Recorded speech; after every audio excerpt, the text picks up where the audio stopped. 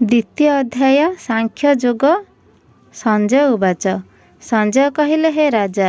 दुखितरे अर्जुन कहिले, हे गोविंद, मु युद्ध करिबि नाही। ए कथा शुणी हृषिकेश उभय सैन्य मध्यरे स्नेहरे अर्जुन को कहिले, जेउ विषय दुखर कारण नुहे सेथिपाई दुख करिबा उचित नुहे।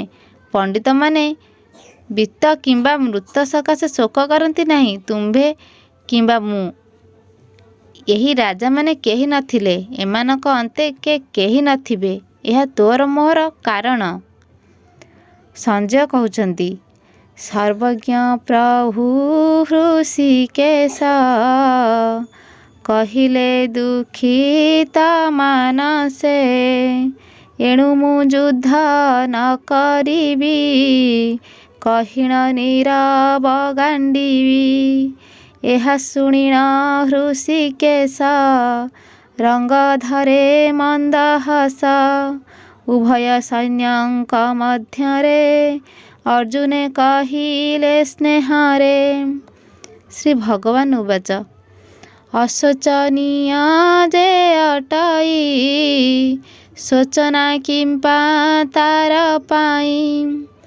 पंडित परी कहूबाणी, वृथारे शोक करु पुणी।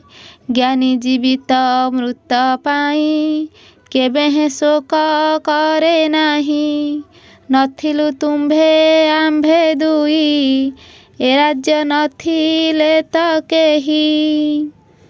या परे नथिबे जे केही, ए कथा मने भाव नाही।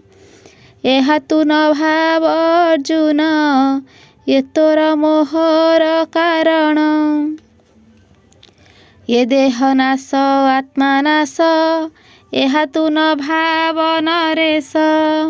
शरीर धारी रे कौमार, यौवन जरा जे प्रकार।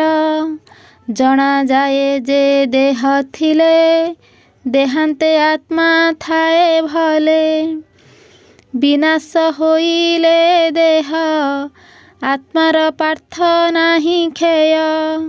घट विनाशे घटाकाश, जेपरि न हुए विनाश। सदा अस्तित्व तार थाई, तेणु जे ज्ञानी न चिंताई। रही इंद्रिय बसे नर, दुख सुख भोग निकर। तथापि से दुख सुखर, विनाश अछि पार्थवीर। संजोग समय रे जान, स्थिति उत्पत्ति लय पूर्ण। एणु अनित्य एहि माने, ताहा तु सह सावधाने। जे दुख सुख सम करे, न पड़े सुखर गर्भरे। दुखे नुहई विचलित, सेहि लभई मोक्ष पथ। समान दुख सुख जार, मुक्तिरे तार अधिकार। जे असत विनाशशील, नाही ता स्थिति मने भाळ। सत पदार्थ नष्ट नोहि, अभाव अबा तार काहि।